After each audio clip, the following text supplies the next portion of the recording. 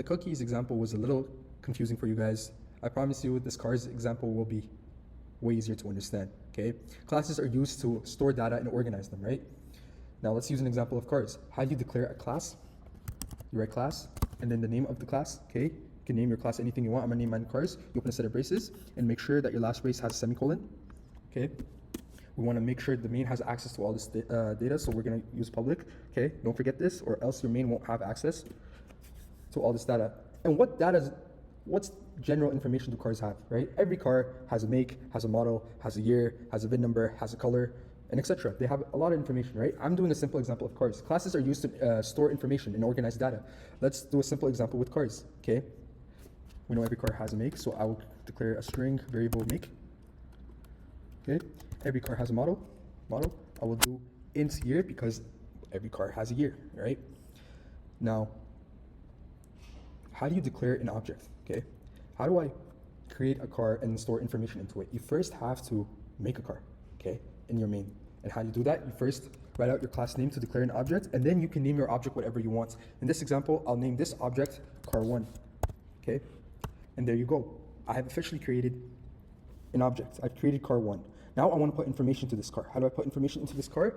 You use your object name, which is car1.make, okay? Because I want to store information into this free variable make, okay? car1.make equals, because it's a string, you open quotation marks, and let's say I want to name this car a BMW, okay? The make of this car is BMW. Now, let's put information in the model. You use the dot operator again. You use the object name car1.model, okay? Open quotation, and let's say this is an M8, okay? Now, what year is this? Okay, again, use the dot operator. You probably see the pattern now. How do I put information into the class, into each variable? Right, object name and year. Whatever, I'll do 2019, okay? And boom, now you have officially put in information to this object. Now you can make another object. You can make multiple cars and put information into all of them. Okay, so I can create another object, cars2. And then I can do cars2.make equals, let's do a Lexus, okay? Let's do car2. I know I put a T there. It was a typo, but that's the name of my object. Now I have to use it. Dot model. We'll use an IS350. Okay. And then the year, you do dot year. Now, if I were to run this code, I get nothing back. Why do I get nothing back? Because I didn't create a function. I didn't call any function to tell me if my information has been stored or not, right? The information is stored, but how do I check if it's been actually stored? You need to create a function, okay? This isn't necessary, but it is good to check and it's good practice, okay? So let's create a function to display all our data, okay? Create a function called void display, okay?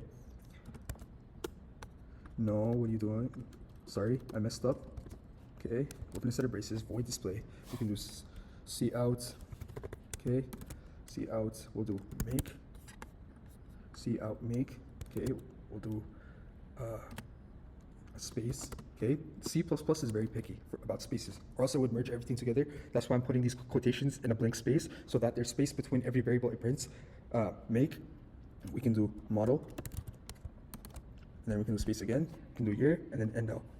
Now, you can call this function, okay, car1, and then use the dot operator again to display it. You can do the same thing for car2 dot display. Now, if I were to run this, there you go, BMW M8 2019, Lexus IS350 F Sport 2019, okay? It's as simple as that. That's how classes work. Classes are just there to organize data and store them for you, and you have to manually put them in. Now, I have a question for you guys.